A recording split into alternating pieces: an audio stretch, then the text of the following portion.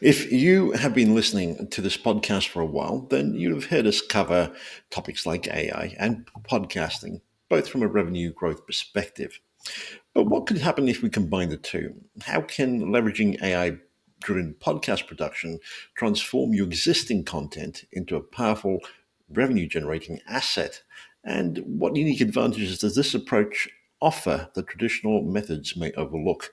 These are just a couple of questions I'll be putting to our guest. But first, hello, welcome to the Predictable B2B Success podcast brought to you by Sproutwit.com. I'm Vinay Koshi and our guest is Ian Harris.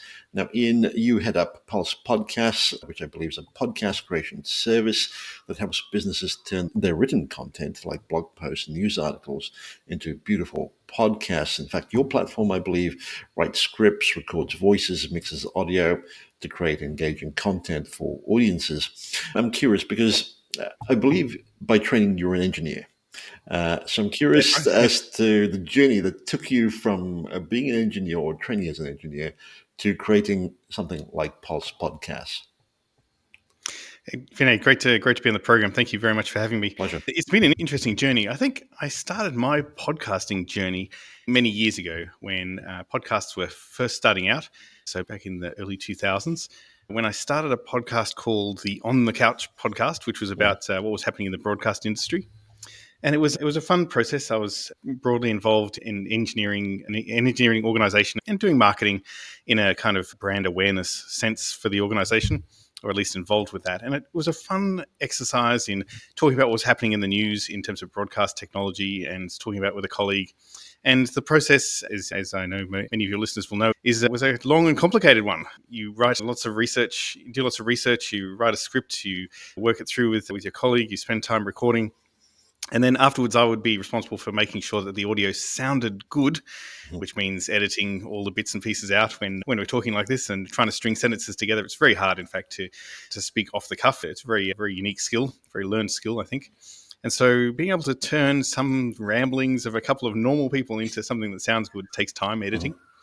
And then publishing that and putting descriptions together. And back in those days, everything was totally by hand. Even the audio programs themselves were you could certainly edit the audio, but it was all very manual. There weren't so many plugins and things that did a lot of the work for you these days. And so it was fun. I really enjoyed it. We got lots of listeners engaged in the podcast, and it taught me a lot about being able to reach a particular audience.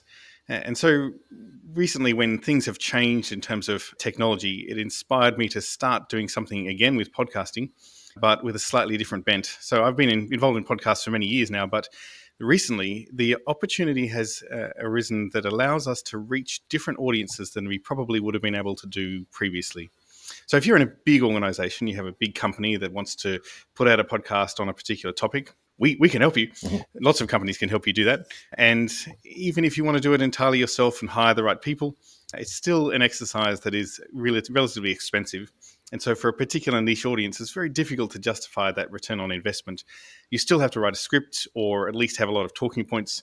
You have to edit the podcast itself, mix in audio, make sure it sounds good, normalize the audio itself and master it appropriately, descriptions for it and upload it, and then monitor what's happening to the podcast and if it works and if it sounds good and if you made a mistake, and then there's a lot of work involved. So any 15 to 30 minute podcast can take 8-10 hours of actual elapsed time to work on to actually get that out. So great for a big company. That's perfectly excellent. And it's a great way to reach audiences because, as I'm sure when you're trying to get to reach people that care about the things that you care about, the challenge is, how do I find them? Okay, we have social media, we have search engines. Okay, but once you've found them, how do you communicate with them? And the traditional ways has been, of course, continuing to talk to them through social media. We put up posts on particular topics that they might be interested in, and that's great. But increasingly, social media is difficult because as you're trying to get timely information out to people that care about your particular topic, you are now playing with the algorithms of the social media machine, and you may or may not get to the top of that list. They may or may not see your particular piece of information you wanted to get to them. Another tool is email newsletters. E-newsletters are a great way of reaching a particular audience. You have more control at that point, and you can put more content in, and you're able to, for the people that care about your topic, you can, at relatively low cost, still got to write the articles and so on, but you can send them out. Okay, so that's great. But now, I don't know about you, Vinay, but when I'm driving, I find it really hard to be reading my newsletters. It's very problematic for some reason. I don't know why. Okay, so what else have we got? And this is where podcasts come in, because it really is a great media for reaching people where they are, when they want to listen to that content, when they want to delve into a particular area that matters to them.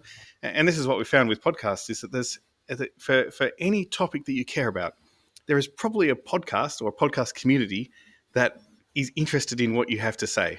And so that's a great match, because you've now got a small audience you can reach that cares about what you care about. You can reach them directly. You can speak to them. You can spend literally hours talking to them, and they're listening while they're driving or commuting or folding their washing. Fantastic. This is great.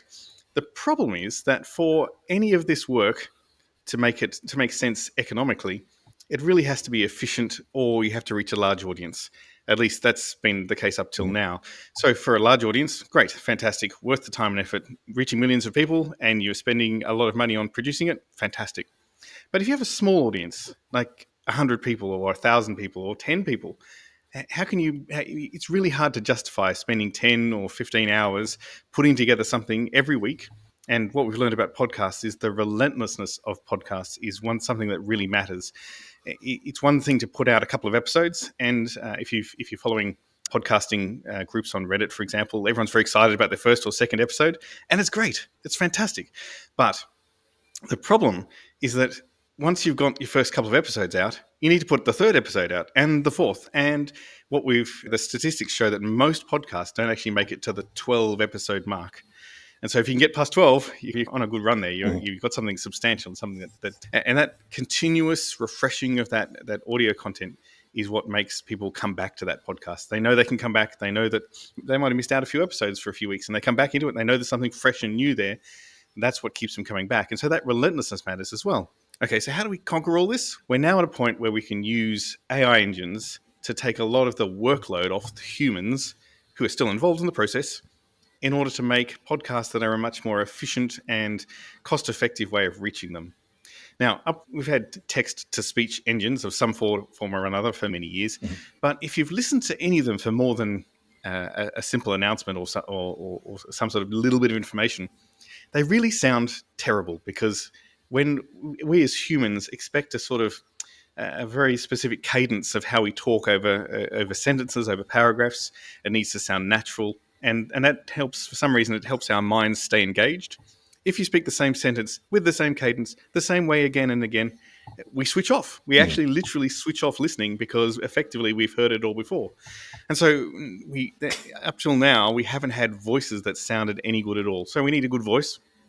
And now with the large language models in the AI engines enable us to do a lot of the grunt work in terms of taking what is written text, and lots of people have lots of great blog content or e-newsletters, and turn that into a podcast script that is actually something quite entertaining, interesting, actually has a flow to it, makes sense.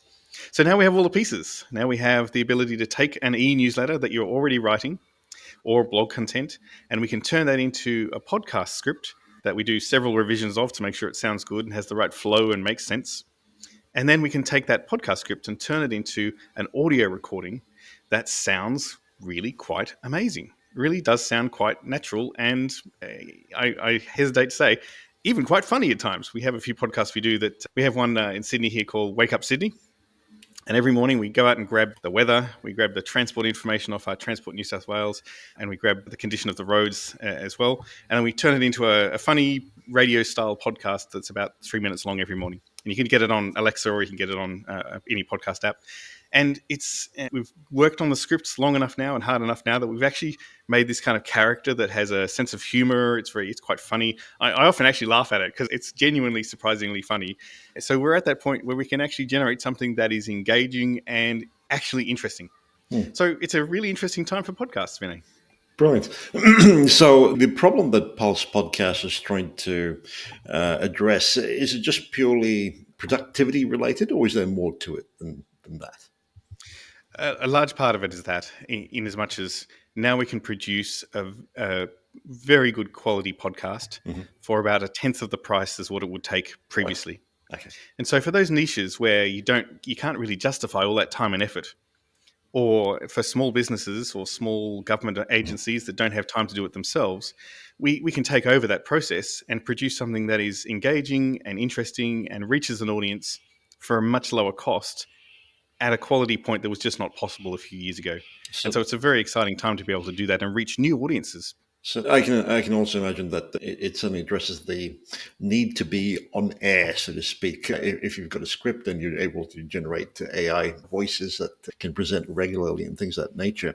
From a revenue and audience perspective, how are you suggesting that companies address those perspectives? Because at the end of the day, people aren't getting into. I would imagine that businesses aren't getting into podcasting for the sake of having audio content. It's more to drive business outcomes. So, how do you get them to think through that aspect? That's a good point in terms of the business outcomes themselves.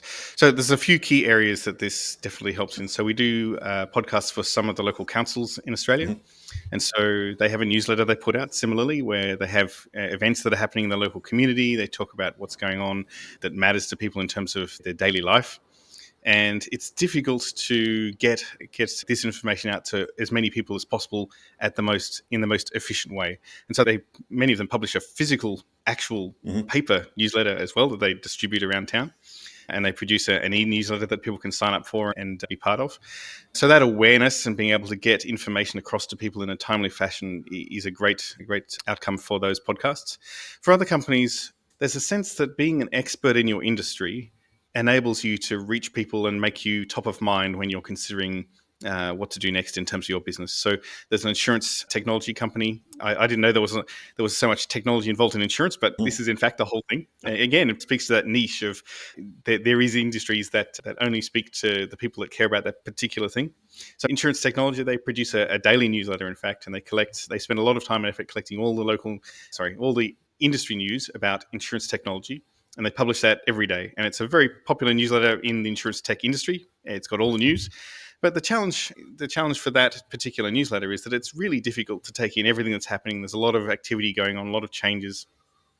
And so being able to get the right information is difficult, but also in terms of accessibility, newsletters that contain a lot of information that link onto other articles, it's a research sensation. You're spending time learning and researching and reading, but that time is very precious. The time you have in front of a laptop or a computer is normally spent in meetings, talking to people, moving businesses forward. Actually spending that activity doing that research is very difficult time to compromise.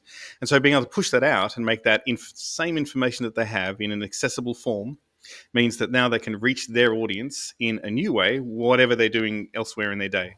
And so we have some great examples there where listeners of that particular podcast have written to us and said, "Oh, this is great. Now I can get the same news, or actually more of the news I can listen to because I can spend the time listening to it on my commute instead of actually having to set aside time during my day." Mhm. And so in that sense, it's giving people time back, but also enabling this particular company to reach that audience in a way that was just not possible before. Mm. So that reach is important, brand awareness. And you can imagine that if you're getting your daily news of the industry you care about from this particular source, they're going to be the first people you call when you go insurance technology. I need a thing that does whatever that technology. They're the people who are going to help me out because I know they're experts in the industry because I listen to them every day. Mm. So it's a great opportunity for them to actually reach that audience, bring that brand awareness, and actually get that action that takes place when people have that need over time. Now, okay, brand awareness. What else have we got? Now, actually, revenue. I think that is the one area that this does not address in terms of actually producing a podcast to generate revenue itself. In order to generate revenue in podcasts, typically, if you're using advertisements in podcasts, you can make about a US cent, 1.4 cents thereabouts per download. And so you can imagine at that rate, you really do need tens of thousands, Mhm. millions of downloads, really, in order to make any meaningful revenue from a podcast itself. So I don't think that solves that problem. For that kind of massive popularity, you really need a large audience that cares deeply about a topic that is quite wide and broad Mhm. and universal. And so it doesn't speak to that. So I think that's the focus for what we're doing, at least in terms of those niche podcasts, is more about reach, brand awareness, and being able to communicate people on a regular basis, keeping top of mind, and that sort of brand marketing exercise. Hmm. And given your journey to date, what would you say is your personal area of strength? For me, myself, Yeah. do you mean? Yes. I think That's a very good question. What I think, where I think I contribute is in problem solving. And so my abilities are mostly about being able to solve things from first principles. I unfortunately don't have the sort of brain that remembers things very well Mhm. or can navigate very well, but I have a very good problem solving brain that takes in lots of information and is able to filter that through and see patterns in it, see what's happening. And that I think has helped in terms of being able to look at problems and see the tools that I've got and see where I can match those problems with those tools and bring those together in order to be able to come to a solution that maybe people haven't seen or haven't seen quite as quickly, that I can bring together and bring that opportunity to light.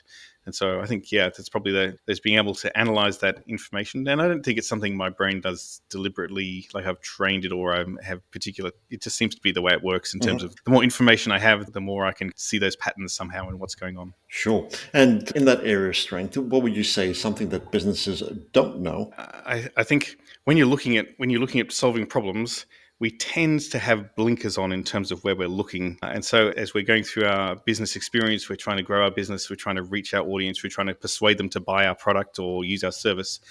We tend to think the same way we think. We think everyone else is going to think the same way, and so we don't tend to explore different options. And so I would encourage businesses that are trying to expand their marketing or grow their business to look beyond what they would necessarily imagine is the right Mhm. answer, to try and see what are the other things I can step into that would enable me to do something different that reaches an audience that I haven't even thought of. Mhm. On a daily basis, we're all trying to get through life and get everything done, and we always we're always working to short circuit everything and make things faster and more efficient. And so we tend to think that if we can get that efficient, then our lives will have more space in it. But Mhm. everything just fills up with more stuff. Yeah. So in that sense, we do need to say, okay, what are the things I haven't thought of? What are the problems that I'm trying to solve here that I don't have the right skills for, or I need new ideas for? Mhm. And trying to step outside that space and try new things is very important in terms of solving those problems. Certainly. Okay. I'd like to go back to your thinking around Pulse podcasts. Most people be familiar with the idea of being able to curate content that's related to their particular interests. And I would imagine that your system certainly does that. Uh, how does your system, however, take that content and create a script that seems quite natural, both from an auditory perspective as well as one that makes sense and is able to drive perhaps a little more perspective than just narrating the content to your Yeah. audience? Yeah, that's a very good point. And one of the first problems we had really was being able to. Okay, so we had an engine that could create a great audio recording of Mhm. text. But if you don't have great text, it doesn't matter what you're saying. Mhm. It's not engaging and it's not interesting. There's a reason why in 2024 there will be about, I think that we're just tipping over 500 million podcast listeners, which is a phenomenal amount of reach because there's a podcast for the thing that you're thinking about today that matters to you. So, how do we create a script that people will mentally engage in and feel like they're part of? That really was the first challenge we Mhm. tried to solve. And so, one of the engines that we have looks at a particular topic and does basically a broad keyword search for all the news articles on a particular topic. So we do one, for example, on electric vehicles. So if you're interested in electric vehicles, we gather all the news around the world on electric vehicles and create a big long list of everything that's been published in the last, say, week. Okay, so that's a good first start, but it's not. The problem with that is that now we have a list of articles that may or may not be in English. It may mention the word electric vehicle, but it may not actually be about an electric Mhm. vehicle. How do we? But and first of all, the first step in that process for us is to take that list, and then actually we get the large language models to read the articles and make decisions about those, whether to include them or not. Mhm. And that important step has enabled us to whittle that down now to articles that really are truly about technology advancements and so on within electric vehicles in this particular instance. Okay, so now we have a list of articles. That's great that are about our particular topic. Then we take each individual article and we summarize it into 3 or 4 paragraphs of the main salient points in a kind of story arc about that particular topic. Okay, so that's the next step. Now we have those articles reduced down into something that they're a similar form now, and we have a certain number. And then we basically take a list of them and work out which ones are the most the same. So if one's article about a particular company releasing a new electric vehicle, and another one is about the same topic, then we lift one of them out.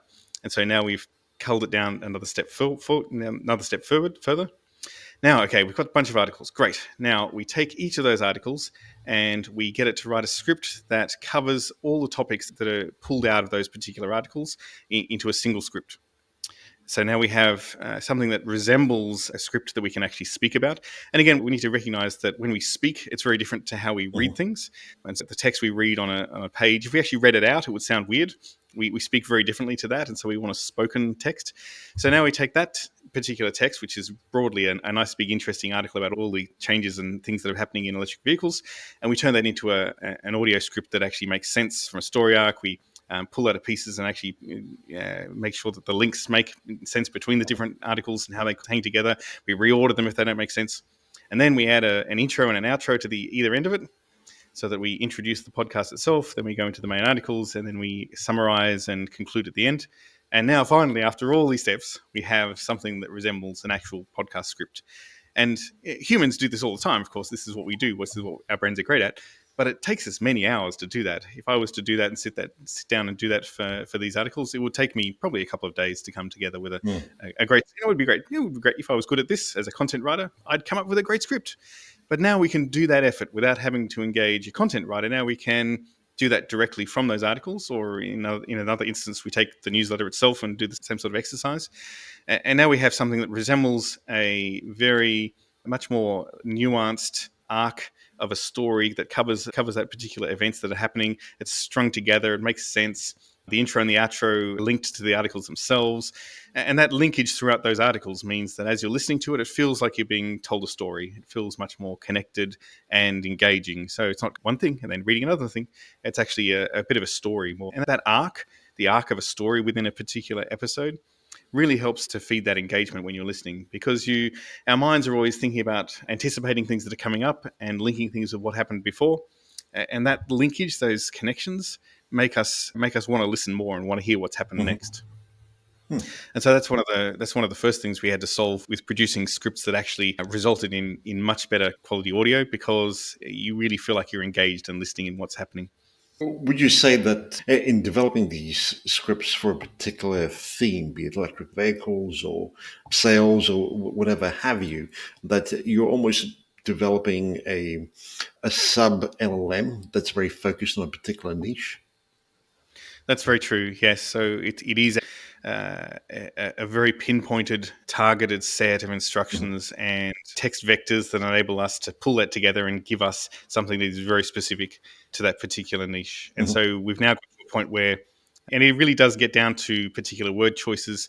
There are words that LLMs tend to use for things. We try and work out what they are and avoid them so they sound more natural. We also have words that we want to make sure are pronounced correctly by the audio engine, so we have to worry about that on that side of it. And here in Australia, we care very much about our accents. In Australia, we feel weird when we hear local news read by an American accent, for example. So we want to have accents that match how we're speaking and how we're sounding. And so that's been one of the challenges as well on the audio side. And that process has taken quite a bit of effort and time to actually get to the point now where we really are starting to produce something that sounds very credible and very listenable. So it has been a fair amount of effort to get to that point, but I think we're pretty close. I think we're pretty close now. And I'm curious, with a lot of these podcasts, I would assume that there is some sort of call to action that companies wish to incorporate. If you're looking at this purely from a brand awareness perspective, what does that look like, that call to action for most companies? Yeah, so it depends on the particular company. Many are wanting you to refer back to their website to get further information or make further calls to actions. We have seen some that want to be able to interact more directly, and so having a link in the actual description of the podcast so they can take to a website and then get some feedback or comments and so on. It's one of the challenges with podcasts is that it's difficult to gauge that engagement, to find out what people are thinking and feeling as they're actually listening to the podcasts. We have this idea that one day if we had a podcast player, it would be lovely to have a way of being able to respond in real time to what you're listening. Thumbs up at this point and that you feel happy about, or something that you're frustrated with, or some sort of information about what is actually going on in the content itself. So I think podcasts still have another evolutionary step there in terms of the way we engage with them.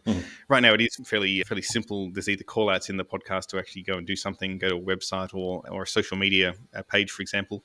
But if we can take that to another level, then I think it could be a very interesting way of engaging with their customers. We see that with Instagram videos and so on, where you can respond in real time and send hearts and so on. We don't seem to have that in podcasts yet. And that engagement side of it with podcasts is still something that I think needs work. Even with, we use Buzzsprout for our distribution platform for all our podcasts, and that enables us to upload and it distributes to a number of different things like Spotify and Apple Podcasts and so on. The challenge there is that, of course, none of the statistics match up. So you have stats that Buzzsprout say are your downloads, and we have stats that Apple Podcasts say is your downloads, and Spotify have another set of statistics, and none of them add up to make sense. So you're left with I think it's about like around this. It's frustrating. And so there's that ununiversalness of statistics even, and engagement is one of the areas of podcasts that I think as a podcast community we need to work on. Finding common ways of measuring these statistics and ways of engagement, I think would really take us to the next level of how we engage with our podcasts and our podcast hosts. Because I'm sure as a podcast host, you would love to be able to go, haha, at this particular segment, they loved that bit. They loved that part of the podcast. And so I want to do more about that, because that clearly is something that people love. But it's tough because you know that they gave you some stars maybe, or they maybe made a comment. But podcast listeners don't tend to respond even after the fact. It's very difficult to know how they're feeling. They keep subscribing, keep downloading, but that's the best. And you can see some of the actions on the other side of that. And we know that podcast advertising does work. We have some 78% of the population knows about podcasts. And so even in the last month, 33% of the population in the US listened to a podcast. So it's out there and people care about podcasts. But measuring it, knowing that engagement, I think is another step we need to take. The other question that comes to mind is, of course, this is a great way to build trust with your potential clients. But from your perspective, heading up Pulse Podcasts, what's been a real driver for growth? The interesting thing for us is that there's areas that we hadn't imagined would be areas that people would be interested in podcasts. The local government organisations in Australia, for example, and some in the US as well, have been an area that has been we've seen an amazing response from. There's the perfect intersection of having timely, interesting local news. So people care about what's happening in the local community, local down to the actual suburb. And they also have low budgets, so they have difficulty in, you have to prioritize their spending like everyone else, but more. And as organizations that don't tend to be strongly technical, they're looking for partners to help them with this particular process. And so that combination of factors has been an amazing result for us in terms of being able to grow our business by looking at areas that we're not honestly in our kind of imaginary targeting area. We thought it'd be all technology companies that had some amazing CEO that wanted to have their own podcast about their particular industry, and we do have some of those for sure. But the area has been in being able to get that communication method out in a quality way that represents, if you're a local government area, you have a reputation, you want people to take you seriously. And so being able to do that in a quality way and support their local community has been an amazing thing. Again, teaching us that often it's not the area you think is going to be the one that matters to your business, but something near or adjunct to it. And so I think keeping an eye on what is near what you're doing, but not necessarily what you're originally targeting, is often an interesting area to explore. Certainly. I'm curious, how did you get these clients on board? Was it you reaching out to them as a potential customer, or was it a different marketing strategy altogether? Yes, we tried many different marketing strategies, from Google ads and Facebook ads and even ads on LinkedIn. What has actually worked much better for us in terms of this growth has been speaking at conferences that have communications people that attend and are looking for ways to expand their communications. And these conferences tend to be relatively small, some hundreds of people, not thousands at all, but very targeted. So they are definitely the people that we want to reach that care about getting their message out. And in fact, oddly enough, podcast advertising itself has been surprisingly successful. It's, from a buying of ads perspective, it's an interesting experience. You have to put together an ad and get it spliced in and get that distributed, and it's been fun because it's not like creating a Google ad. Now you're creating an audio ad, but that has been surprisingly interesting. That it makes sense when you, after the fact, everything makes sense, right? If you're into podcasts, you're going to be listening to podcasts. And if you listen to podcasts, you think, hey, I can do a podcast for my business, but do it at a price point that made sense for That's a great idea. So that has been an effective strategy for us as well too. Mhm. Again, we've been experimenting with lots of things, and I'm delighted that the very thing that we care about, that audio message podcasts themselves, are one of the great ways of us reaching our customers as well. So it backs up what we're trying to do. Brilliant. And I believe you've come to a point where a lot of your clients are now referring you on. So there's quite a bit of trust. Could you speak to that? Because that's a really great position to be in. Yeah, it's nice. It's nice, and I think that speaks to the fact that we put a lot of care into the quality of the results Hmm. that we produce, and so they have absolutely felt we give them that respect and quality that makes them proud of what they feel like they're producing it. They really do feel like it's an extension of their own efforts, and then being able to refer that on to other councils and other businesses has been a great step for us in terms of that extension. And we're really proud. That's one of the big ways that we've got some of our most recent customers is those referrals, because it really speaks to the fact that we are in fact delivering what they really need, and so they want to be able to boast about how good it is to other people. So we're very pleased about that too. If a company were to, and I'm just thinking out loud here, if a company were to want to get perspectives of not just their industry, but actual people, as in key players within the industry, what would be a good way to do it? Because from my perspective, ultimately the best way to do it is to invite them onto a podcast, and most people would love to certainly accept that invitation. Would it be possible for AI to use, say, PR releases, past audio scripts, etc., to create snippets that could be put into a broader script and still be industry relevant? Oh, absolutely. And some of the things we're just starting to experiment with now. So some of our podcasts are completely automated and generated Mhm. and sound good, and they are good enough that we have people writing to us wanting to be a guest on the podcast that is in fact completely Right. AI generated. And so that's delightful. And so what we are now experimenting with is running interviews like we're doing right Mhm. now, but then taking it apart and revoicing the human involved. In this case, it might be you, Vinay, Mhm.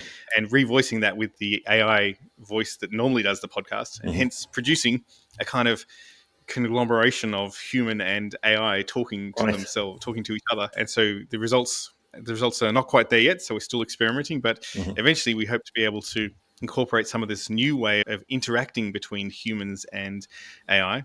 We're not quite there yet in terms of real time at all. We can't. It's not there. But in terms of that kind of splicing and updating and creating and producing this new type of podcast, I think it'll be interesting to see where that goes. Listen out and see if you can recognize the human or the AI in the future. And I imagine with what 11 Labs is producing, it would be pretty hard to distinguish. But thank you for sharing that. From the perspective of AI's involvement in the whole podcasting scene, how do you see this playing out? You've touched upon it a little bit. But 5 years down the track, would there be a place for people like myself as a podcast host, or should we expect AI taking on that role and running interviews instead of actual humans? We do tend to talk about a lot about where AI is going and what the direction is.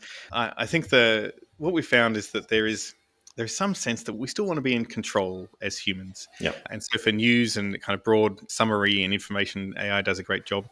That interaction with humans is going to be hard. And I think we still, even then, if we own a company or we're responsible for the brand within a Mhm. company, we still want to maintain that control and that particular direction, because you really are the words you speak Mhm. are the message that you're trying to get across. And so, whilst the words that the AI engines make sense, and many times better than me trying to string my sentences together in real time, but we still want to have that control over that branding and that direction and that subtlety. That no AI engine is going to have that particular niche understanding across an entire industry and where the company needs to head to. And so we still want to have that control. And so for our local government areas, we normally have a review process within the script writing steps. So we've produced the script, we've got it ready, and they actually want to have a chance to edit it and change a few words and the particular meaning and check a few things. And that's an important part of that, giving people control over that process. Now, in the future, are we going to be able to get closer? Probably. Are we going to be able to put together more long form content? Probably. But still, the ideas, the direction, and we use LLMs and ChatGPT for ideas for things. But in the end, they give us lots of stuff, and then we need to, the choices that we make, Mhm. what makes us human. And so that connection, that choices, that story, that direction is still something I think we'll need to be able to control into the future. So I don't actually think they're going to take over.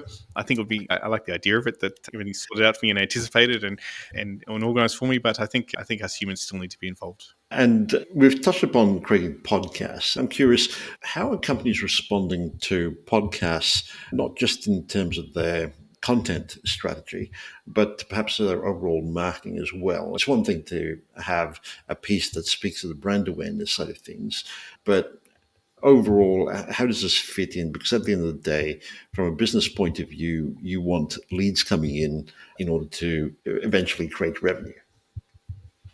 Yes, podcasting is absolutely a supportive strategy. It's very difficult to generate direct leads with podcasts, even with links in descriptions. It's very hard to Mhm. make people take actions, and so it is absolutely more a brand exercise, a supporting exercise across a marketing strategy. Now, it could be a very important part of it, and it could be a source of keeping top of mind and being able to connect with people for sure. But it is very difficult, unfortunately, to be able to get direct action. Now, you can do some direct action links in, for example, Spotify ads. You can be listening to a podcast and take a direct action, which takes you to a page. But again, it's the kind of time and place thing. The Mhm. time and place that I'm listening to a podcast is unlikely to be a time I'm going to grab my phone and click on a particular ad that I've heard to link it to something. Mhm. The circumstances under which that work is relatively limited. And so I think we're still in that area for podcasts that is supportive, that is enabling to continue that connection with people, maintain that brand awareness, and it is that sort of strong underlying supportive part of a marketing strategy. So direct ads on Google, for example, where you've got a customer that is taking action, are absolutely the way to get, or other ad platforms are absolutely the way to get direct actions from customers. But they're going to be thinking about what they're doing and taking action based on the knowledge that they have and the understanding of the industry, which comes from that underlying supporting podcast platform that they're listening to. So I think that's the area where podcasts are still the strongest. And you mentioned that with Pulse Podcasts, you're essentially spending or investing about a tenth of what it would traditionally cost to produce a podcast. But could you put some numbers around that? What sort of investment are people looking at? Yeah, so typically a 15 to 30-minute podcast takes about 8 to 10 hours to write and Mhm. produce. If you're actually using scripts, so rather than just an interview, you're actually scripting the actual words, it's probably another 8 to 10 hours to pull a script together if it's about 15 minutes. And so even at an hourly rate of $100, you're easily looking at a couple of $1,000s for an episode Mhm. to pull it together and distribute that. The distribution costs are relatively small, some tens of dollars per month. But the time and energy that humans take to put this together is really where the cost is. And so for a couple of $1,000s, you can produce a podcast on a daily basis. On a weekly basis. Now, if you now can use AI, you can do that for a couple of $100. That's good. But then if you get to the economies of scale of even putting some podcasts out every day, you can get down to a couple of dollars per minute of audio to be Mhm. able to produce something that sounds amazing. And typically, the ratio, even if you're looking at my numbers, the ratio is much more like hundreds of dollars per minute, and now we're down to dollars per minute to produce a podcast. And so that's why now we can produce a Yes. 5 minute podcast every day for a few dollars. That would just not be possible if we were doing this with humans. The cost effectiveness of that is just doesn't make sense for those particular markets. Mhm. But now we can produce something that's 95% of the quality of getting the best humans involved, Mhm. but for a very low price. And so it's a great thing to experiment with. And we've seen some companies that have used our service to start podcasts. And then they've gone, this is going great. We're reaching our audience. And now we want to take over and actually use voiceover artists and content creators and so on. We want to Mhm. invest in that and do that properly. And that's great because they've been able to experiment with something and get into it at a low cost and then take it to that next level of actually using humans, which is great. We Mhm. want to support the podcasting industry. More podcasts, the better for everybody. That's what we think. And so being able to get them to take that journey has been a great step for them. So we've seen that transition as well, where they really want to take what they've done already and invest even further in that podcasting platform. Hmm. Brilliant. This has been very interesting and enlightening, Ian. I'm curious, though, given all that's happening and what you're involved with, are there perhaps a couple of areas in trying to use AI and podcasting together to drive revenue growth that you find doesn't get talked about very much? If so, what would they be? Yes, I think as people are trying to grow their revenue in their businesses, they're almost always trying to get more customers that are making direct actions that increase their revenue Mhm, at that moment. And I think the thing that podcasts teach us is that people make decisions, especially big decisions, over a long period of time. The sales cycles mhm, for a lot of companies are 3 to 6 months. They're making a decision about a particular product or a particular brand. And so, if we take a step back for a moment, we're not worried about the slice of the loaf of bread we're buying today. mhm, We're worried about the larger business purchase that we're making over a long period of time. We want to do our research. We want to understand where things are going. We want to understand where things are headed. Using podcasts and other similar kind of mechanisms give us a way of reaching an audience in advance of them making that decision. And I think people tend to think that they need to worry about getting the customers today, but actually we need to be worrying about the customers that are coming in 6 months' time or a year's time. That have invested that time in listening to your content and your mhm, brand awareness and your reach and your knowledge of the industry. And when they come to that point later on, they go, "Yeah, I know about the industry because this company taught me all about it, and mhm, so I trust them." And then when I go to make my Google search, I see one of the search being the results of the company that don't they make that podcast that I listen? Yeah, I think they do. Yeah, they talk about great. They really know the industry. They know what they're doing. I trust those guys. I'm going to go with them. mhm, And so thinking ahead and investing in the longer term is often a great way of making those business decisions that customers are making really need to take time and to be a considered decision. We're going to reach those customers in a much more strong way than if they just popped something in Google. They've got a bunch of companies that they don't understand what their reputations or what they do. But now I've got this in the back of my mind. It's squarely in my head that this company is an expert in the industry. My trust is already there. I've already mhm. built that trust. And so that I think is something that people are missing out on, is that long-term building of relationships of people you don't even know yet, but will be your customers in the future. Hmm. If you were listening to this episode, what would you say would be your top takeaway?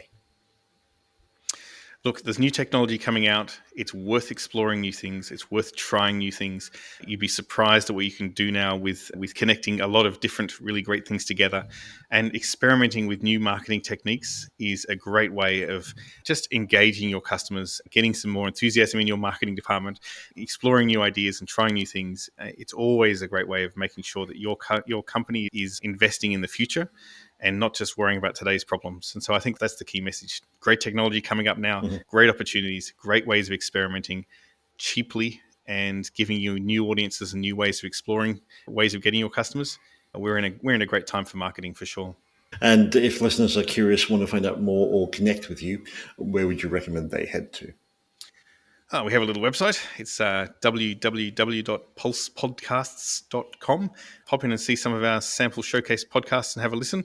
And even just if you're just interested in what AI can do, I'd encourage you to pop in and have a listen to some of the podcasts. And Wake Up Sydney is a great one. We do ones on marketing and electric vehicles and all sorts of different podcasts. There's a broad smattering of ones you can try out there. And if you want to get in touch with us, we'd be delighted to take your newsletter and turn it into a podcast for free just to see what it sounds like and give you some experimentation and some ideas.